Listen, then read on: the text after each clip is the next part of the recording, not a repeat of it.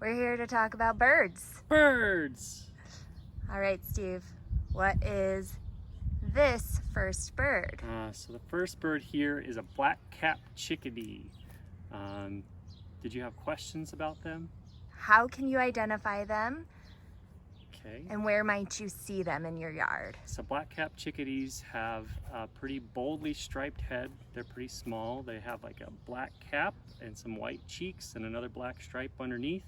And they're pretty small birds. They'll only be about that big. And most of the time you'll see them in pine trees in your yards and in bushes, kind of in the mid or upper branches of there. The easiest way to identify them in the morning is by hearing them talk, and they say cheeseburger, and that's how you can tell if you're around a black-capped chickadee.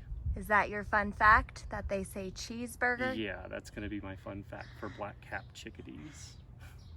All right, next bird. Steve, what's this bird? That bird is a blue jay. You can usually tell that what they are because they are blue, and there aren't many blue birds in our neighborhoods year-round. The blue jays are part of the same family as crows, and they really like peanuts. So if you put peanuts out in your yard, they'll come find it. Most of the other times you can find them pretty high up in trees or in mid-level of trees as well.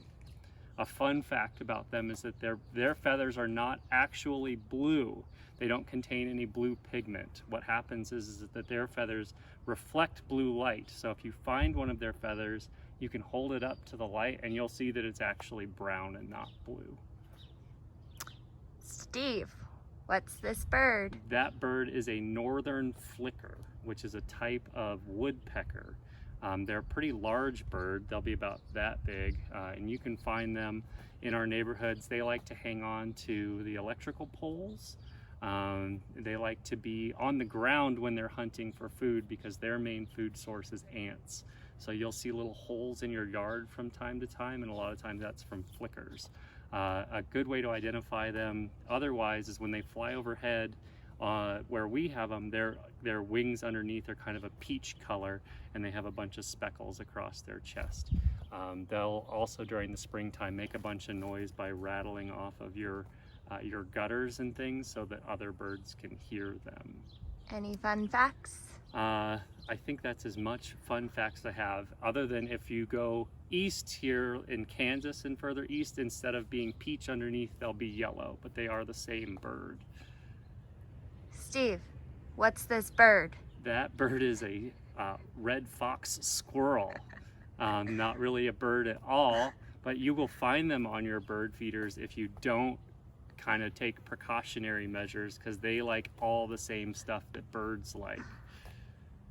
All right, for real. Steve, what's this bird? That bird, oh, what is that bird? That's a crow. A crow is pretty easy to tell because they're fairly large and all black. The tough thing is distinguishing a crow from a raven, and we more often get crows in our neighborhoods. They are a little bit smaller than ravens. In flight, a crow's tail will be flatter on the back versus a raven's will be kind of chevron shaped here like this. And crows will say caw, whereas ravens will say walk, like that, more so. A fun fact about crows is that their brain size relative to their body makes them very intelligent, and scientists estimate that they have the average intelligence of about a 7-year-old child. Steve, what's that bird? That bird is a Eurasian collared dove, and they are pigeon-like birds, but they're kind of small. A good way to tell them apart from the mourning doves, which are about the same size, is that the Eurasian collared dove has a small black line across its neck.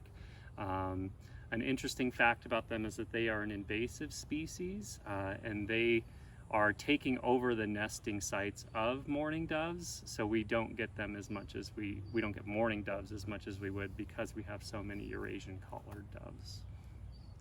Steve, what's this bird?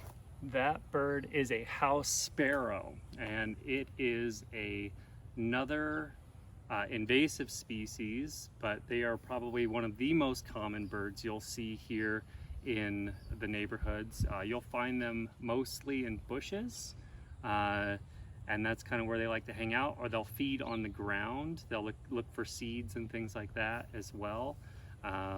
Interesting fact about them is how they got to America in the first place, which I'm sure is what Jackie wanted me to talk about. They were brought to America by people from England in order to make it feel more like England. The thought of one guy was to bring as many of the species that were mentioned in the works of Shakespeare over to America and try and get them to take here and spread across the country, which eventually, after not working the first few times, kind of did, which is why you now have house sparrows in your yard. Steve, what's that bird? That bird is a white-breasted nuthatch. They are pretty easy to tell from the other birds just because they like to, where they like to hang out. They like to hang out a little closer to the trunk of trees, specifically evergreens and things like that. And they will spiral their way up a tree as they're hunting and foraging for food, and they peck away at the little tree barks to find bugs and other things like that. I don't know how best to identify them other than that. They have a really long, skinny beak, and they're a little bit of a larger bird. They won't peck necessarily like drilling like woodpeckers will, but they'll just kind of take little staccato pecks at the tree instead of just like drilling away at it. Steve, what's that bird? That bird is a house finch. They're the probably second most common bird that you're gonna find in our yards here in Ruby Hill. The easiest way to tell them apart from the house sparrows is that the males will have a really bright red color. They're about the same size, maybe about 3 or so inches. And they really like black sunflower seeds and thistles. So if you have those in your yard, or if you plant them or put those seeds out, you're more likely to get more finches. Steve, what's that bird? That bird, it depends on where you're at in Colorado, is a pigeon. It was the ones that we're more likely to see here in the neighborhood. If you go up to Red Rocks, you'll see where those birds came from, which is the rock dove, whereas these are domesticated feral pigeons. I don't know what's a fun fact about pigeons. During war, they would use these birds and train them to take messages across battlefields, and over time people started to kind of like them, so they trained them to do all sorts of tricks and things. So now you can find domesticated fancy pigeons that are bred to do special tricks like barrel rolls and backflips and things like that while they're in flight. They're usually found on the ground feeding or up on wires. They're pretty big too, so they're pretty easy to see. Steve, what's that bird? That bird is an American robin. They're pretty well-known bird for most people, pretty easily told by their bright red breast. A lot of times you'll see them kind of low in trees, or on the ground is where you'll find them most of the time, foraging for worms. They like to peck away and find worms in your yard, and they'll take big mouthfuls of stuff you'll see them with sometimes. They're pretty hungry birds. Fun fact about them is that people often think that they are only here in the spring, but in Colorado we actually have robins pretty well year-round, though their numbers kind of drop off quite a bit in the fall and winter, and that's because they're actually a subspecies of the ones that we have here in the spring. They're a little bit larger, and they come from the north in fewer numbers during the winter to escape the cold up there, but our robins go even further south during fall. Steve, what's that bird? That is a barn swallow. Barn swallows are pretty easy to tell based on how you see them feeding.